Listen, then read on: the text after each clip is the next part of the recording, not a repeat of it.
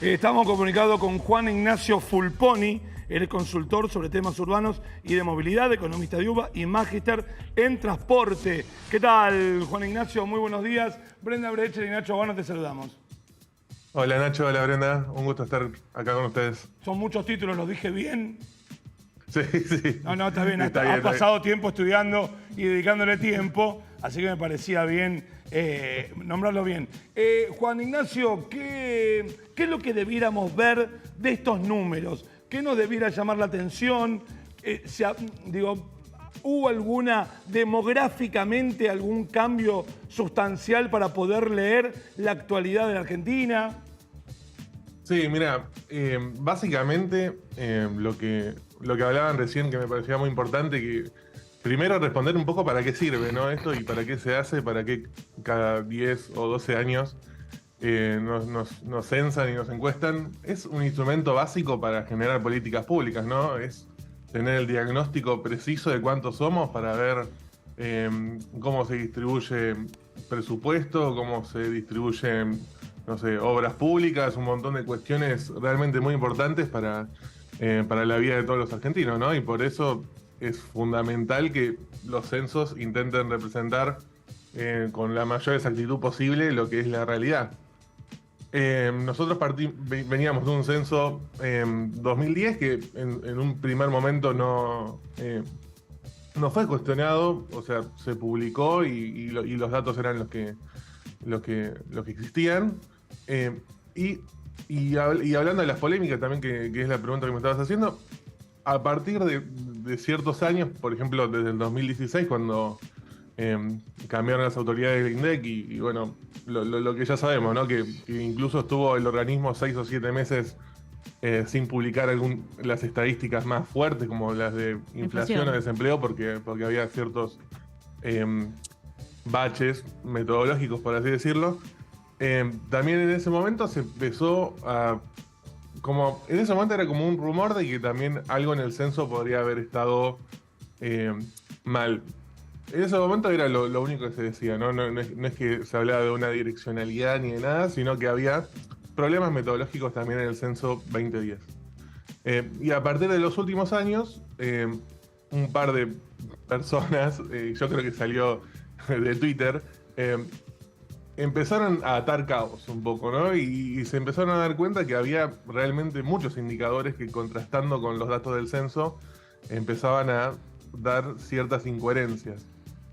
Y en este sentido, yo creo que una de las cuestiones que pasó es que en el 2010 había muchas menos formas de que nosotros, como personas comunes o como investigadores comunes, podamos encontrar alternativas a lo que era el censo, ¿no? Porque el censo, y de hecho hoy en día es imposible encontrar una alternativa quizás con el nivel de representatividad del censo, que ayer Marco Labaña dijo que tenía un 98% de representatividad porque se censó al 98% de las personas de Argentina. Pero a partir de la Big Data y todo esto, empezaron a surgir algunas fuentes de información un poco... no que reemplazaran el censo, sino que complementaban, ¿no? a la información del censo. Y a partir de ahí empezamos a ver que existen ciertas incoherencias en algunos de los datos, ¿no? Ahora, Juan Ignacio, vos específicamente sí te referís a lo que sucede con el partido de La Matanza, ¿no? Uno de los más populosos, más habitados de la provincia de Buenos Aires, del conurbano bonaerense. Y puntualmente, sí, ¿por qué tenemos que poner los ojos? Hay una denuncia, ya había una denuncia de Juntos por el Cambio en relación a estos números que supuestamente no iban a coincidir con lo que efectivamente informado por el censo, ¿no? Se hablaba de una proyección de muchísimas más personas viviendo en La Matanza de lo que efectivamente arrojó el dato que se conoció ayer. ¿Por qué es importante este dato, y por qué estas denuncias? Mira, yo entiendo que hay dos denuncias. Una que fue creada por el mismo director del INDEC, Jorge Todesca, en el 2016.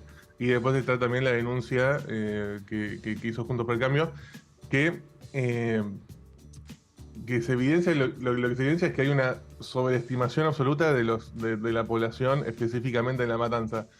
Yo quizá también abro un poquito más el paréntesis, porque en lo que es cierto que todavía los datos no tienen ni 24 horas, ¿no? de que salieron, Pero yo también hago otros alertas, como por ejemplo también Ezeiza y Esteban Echeverría, que también dan una diferencia bastante grande. No tanto como La Matanza, que La Matanza da un 23% de diferencia entre el censo 2022 y lo que se proyectaba que iba a tener La Matanza a este año basado en el censo 2010, ¿no? Sí. Y para mí es fundamental que se avance con este tipo de denuncias para ver qué es lo que efectivamente pasó. O sea, que una manipulación o... No, una manipulación. O sea, ese nivel de diferencia, Juan Ignacio, no puede ser un error, digo, porque también se había informado que éramos más los que vivíamos en la Argentina de los que efectivamente se conoció ayer, ¿no? Sí, eso puede ser por el tema de los datos provisorios, que capaz que empezaron a cargar y una tendencia quizá daba un poquito más y terminando un poquito menos. Hoy, Argentina, el número final de Argentina da más o menos igual a lo que se estaba proyectando. Desde el 2010, no desde lo que se hizo el año pasado, que hoy somos 1 millón menos de lo que se había anunciado el año pasado. Pero volviendo a lo que decías, de lo de La Matanza es totalmente importante porque hay muchos mecanismos, como por ejemplo la asignación de algunos programas sociales o mismo la asignación de la coparticipación provincial que se determinan únicamente por la cantidad de personas que tiene ese partido. O sea, para entenderlo, estaba recibiendo La Matanza y, como vos decías, también otros partidos del conurbano donde se da esta diferencia, más fondos de lo que efectivamente deberían haber estado recibiendo este tiempo por las proyecciones erróneas que hacían en cuanto a la cantidad de gente que estaba viviendo ahí. Exactamente. De hecho, tengo un amigo en Twitter que hizo la cuenta de cuántos más se recibió La Matanza, que son más o menos 85.000 millones de pesos. O sea, en estos 12 años La Matanza recibió 85.000 millones de pesos más de los que tendría que haber recibido si calculamos un crecimiento poblacional como el que realmente tuvo, ¿no? Que no es ni el 3,9% que evidenciaba el censo 2010, ni el 0,2% que es el que evidencia el censo ahora, porque también lo que pasa ahora es que quizás en los próximos años la población de La Matanza se subestime, porque ahora hay una caída tan grande de la población que eso las proyecciones también van a sufrirlo, ¿no? Pero es muy grave, sinceramente, lo del dinero, porque además es dinero que, eso sí, perjudicó a los otros partidos, porque no es que La Matanza recibió más y listo, sino que recibió más a costa de otros partidos que en proporción tenían menos cantidad de gente.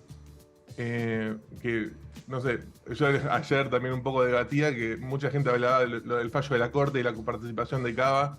Bueno, la Corte decidió que los fondos a Cava salgan de otro lado, pero que no sean perjuicio de la provincia de Buenos Aires, ¿no? En cambio, en este aspecto estamos beneficiando a La Matanza en perjuicio de los partidos vecinos de la propia provincia de Buenos Aires, ¿no?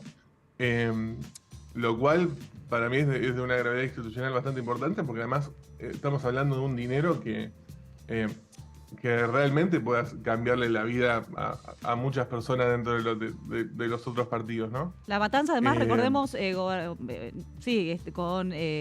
gobernada por el oficialismo, por el kirchnerismo desde hace muchos años, y además que mueve mucho la balanza en lo que tiene que ver con el tema electoral. Exactamente. Y no solamente eso, también... bueno, yo tengo la suerte de todo el tiempo trabajar con muchas bases de datos, de movilidad, de transporte, de temas urbanos, etcétera. Y en todas las bases de datos, ninguna me decía que La Matanza tenía la cantidad de caudal de personas que decía el censo, ¿no? O sea, imagínate que en algo tan básico, o sea, nosotros estamos hablando de algo grave como es el presupuesto, ¿no? Sí. Pero también hay algo quizá un poquito más básico, que todos los estudios que se hicieron sobre el conurbano en los últimos 10 años probablemente estén, no sé si mal, pero bastante desviados de lo que es la realidad, porque uno siempre intenta usar los datos oficiales, ¿no? Seguro. Bueno, sí. No, te decía, seguramente además, vos decías, menos de 24 horas de conocerse estos datos, seguramente con el correr de las horas y de los días vamos a ir desgranando, ¿no? Un poco más esta información, entendiendo dónde puede haber números que llamen la atención, y seguramente, Juan Ignacio, vamos a volver a convocarte. Yo tengo una duda, Juan Ignacio, si el póster de atrás es de Di Ramone, no lo puedo distinguir. Veo el de los Beatles, el de Gustavo Cerati, el de Pink Floyd. Y hay otro, sí. A los tres, al lado de Pink Floyd se les corta la cabeza, pero el del otro lado, no puedo saber si es Didi Ramone o si es Jeff Beck, no puedo saber quién es. Este es Sui Generis. Sui Generis. Y este es David Gilmour. David Gilmour, ahí está. David Gilmour en la etapa de El lado oscuro de la luna. Sí, me parece que es del 74, así que un toquecito después de esa foto, pero sí, por ahí. Lindo Mi rinconcito, época te armaste. Lindo rinconcito, está bueno. Juan Ignacio, muchas gracias por darnos este ratito de tu tiempo. Gracias a ustedes, muchas gracias y a disposición.